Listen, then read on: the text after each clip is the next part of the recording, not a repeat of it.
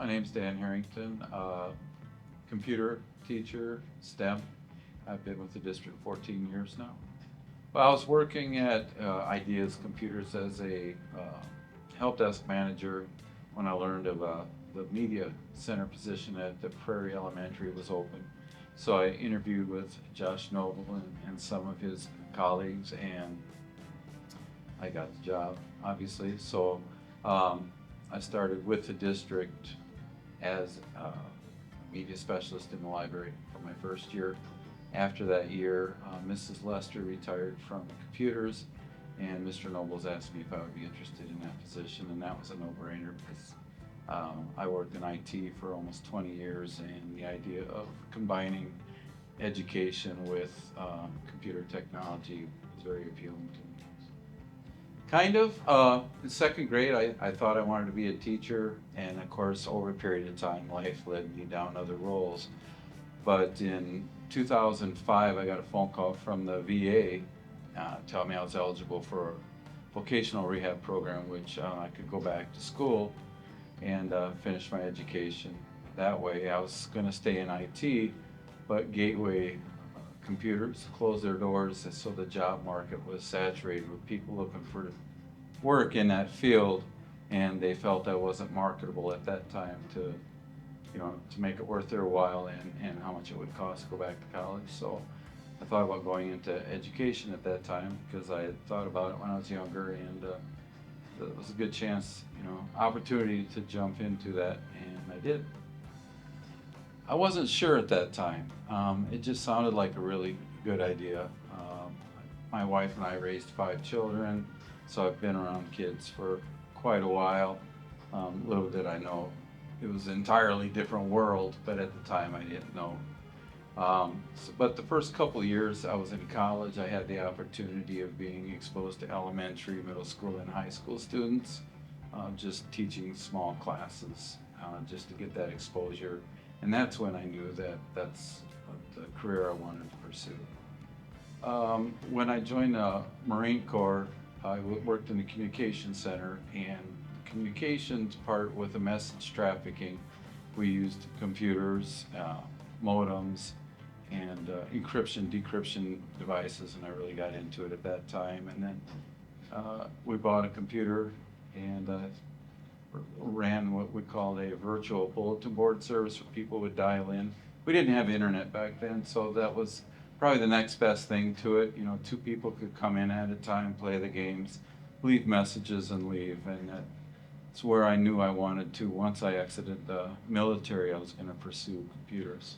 I remember learning computers with DOS 4.0. I really did fight Windows when it first came out. We had Windows 3.1, so you could use a mouse, but I was more about doing the typing, the commands.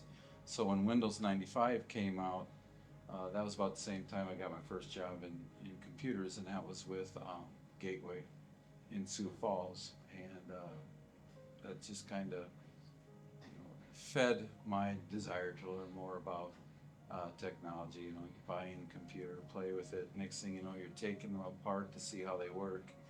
And that part, I think, is what inspires students to want to learn computer technology, not just the game aspect, but what's inside of that box. I would bring computers in from home, and we'd take it apart and say, this is a video card, this is why you can see the things you see. You have your input devices, your mouse, keyboard, there's a way they communicate, and we get into coding and talking about how coding, brings all those parts of the computer together to form what they see as just one device. Well, first of all, I learned from the students. There's some things they know about technology that I wasn't aware of, so I'm able to build on my expertise by what students taught me.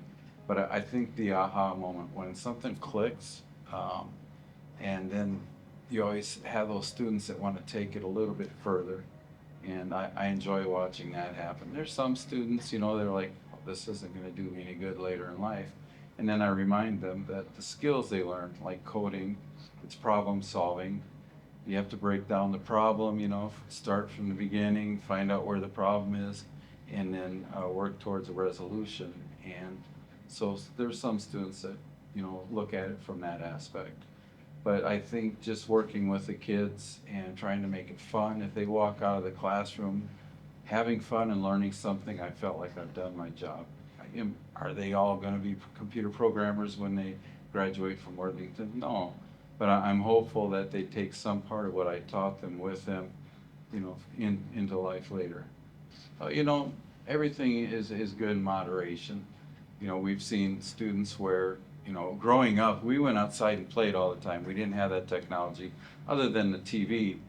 But, you have kids today, they'd rather just stay at home, sit in front of the TV and play games all day. That's not a good thing. Finding a way to moderate that, and through showing them that there are other things you can do with technology other than play games, I think, is important. And that's what I try to do in the classroom. And I'm hopeful that they take some of that, at home with them. And, I even talk to them about screen time and how they should regulate, hey, do an hour on the computer and then go outside and play for an hour, be with your friends, interact, because, with like when MySpace first came out and Facebook came out, Facebook first was just for college students, and that's where I learned about it. And now it's open to everybody, and I think teaching that moderation, that just kind of across the spectrum should, not just with the devices, but I remember when the school board approved the purchase of a couple of what we call Lego Mindstorm robots. So we had a group of kids that would stay after school, and they would build the robots and then program it with their iPads. And I think those students enjoyed it a lot because, number one, they're learning with me. We're all learning together. And then they had the opportunity to go up in front of the school board and present what they learned. And in the process, that the school purchased more of those devices. And so we would have like a robotics club in the mornings. I would rotate the fourth grade students. They would come in for so many weeks, build the robots, and then they would, once they were built, then they would have robot wars. I had this carpet, and we'd put all the robots in there. And some mornings got kind of crazy, but those are some good memories that I'll take with me when I leave, for sure. For me, it's the relationships that I've made. At first, I thought it would be about what I was teaching. That's not the case. That stuff will change over time, but the relations that I built will last. And just an example, my wife and I were in Perkins the other day for supper, and this young man came up, took our order, and he stopped and he looked at me and he goes, "Did you teach computers at Prairie Elementary?" And I'm like, "Yeah, I did." And he remembered the fun. He said, "That was one of my favorite classes I took." And he goes, "I remember you telling me the one thing that stuck is, they all had to wear headphones, and make sure you don't get too loud because it will ruin their hearing when they get older." And for some reason that stuck with them. And then it's kind of funny, it was like a week later I had another student here tell me the same thing. "I remember you telling us to turn it down, it was too loud, we could hurt our ears." But the fact that he remembered that, who knows, maybe I saved some hearing, I don't know. But I run across the kids at the high school, and when you go to scooters, and when students recognize you, I think that's huge. And so I would have to say, yeah, the relationships I made and the connections I made with the kids. So it's a Young Marines program. Yep. So when I retire, I'll still stay heavily involved with that. And in fact, some of my students are in the program. So I'll be able to keep that connection with the kids. And then my wife and I also run the Nobles County Toys for Tots, where we do our best to get toys into the hands of those kids that probably wouldn't have got them otherwise at Christmas time. So I'll stay busy with those two programs outside of still, I plan on substitute teaching.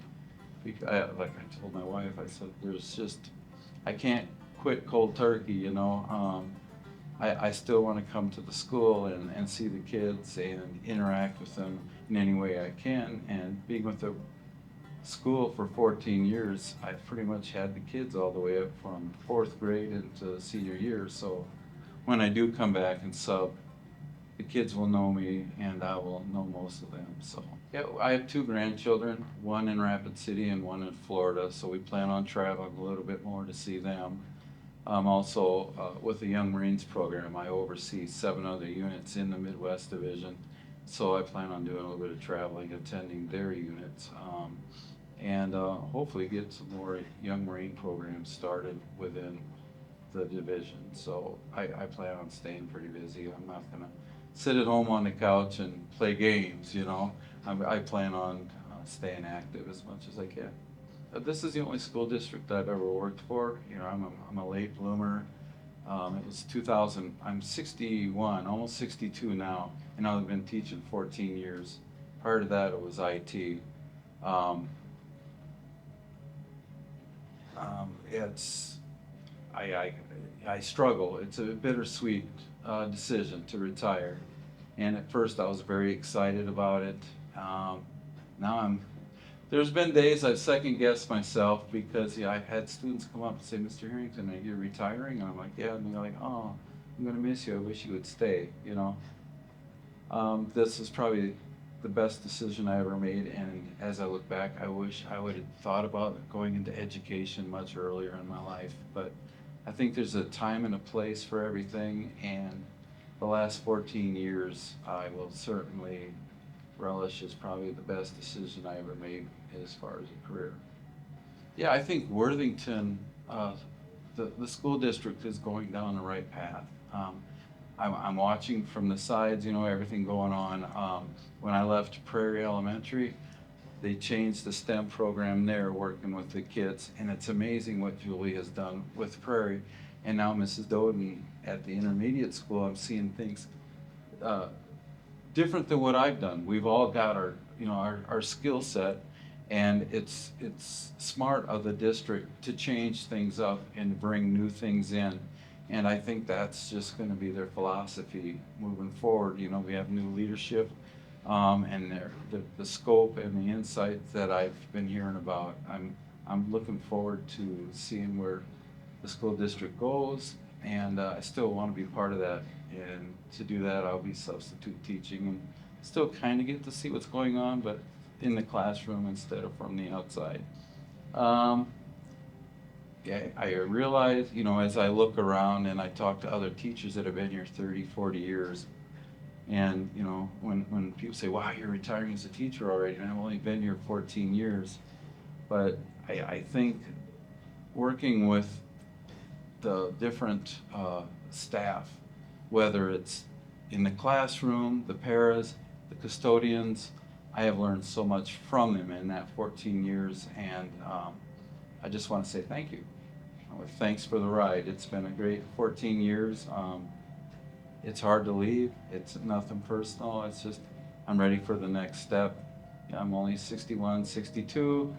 I don't want to retire when it's too late. I want to still enjoy the things that I can do while I'm physically able to do it. So if I had to leave one message, it's just thank you. Thanks for bringing me into the fold and treating me part of the family.